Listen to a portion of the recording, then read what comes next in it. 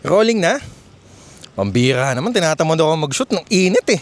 Buti sana kung sa studio tayo, buti dun may aircon. Ramdam mo ba ay pagod na pagod ka? At medyo wala sa mood mag-function ngayong tag-init? Normal lang daw yan, ayon sa mga eksperto. Summer lethargy ang tawag dito, o katamarang bunsod ng sobrang init. Impluwensya rin ba ito ng mga Kastila tulad ng pagsisyesta? Hindi. Paraan daw ito ng ating katawan upang mag-slow down sa kabila ng sobrang init. Lalo na't extra energy ang nilalaan ng ating katawan para sa thermoregulation. Isa itong proseso kung saan minemaintain ng ating katawan ang stable body temperature. Nga pala, huwag baliwalain ang summer lethargy dahil posibleng sign ito ng dehydration.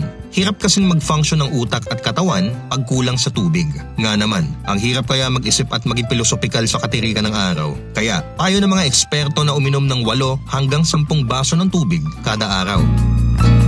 Pero kung hanggang bare months, tinatamad pa rin, ibang usapan na yon. Mula rito sa Cavite City kung saan ang heat index ay pumapalo ng 41 degrees Celsius, Emil Kailing, dito sa Pilipinas.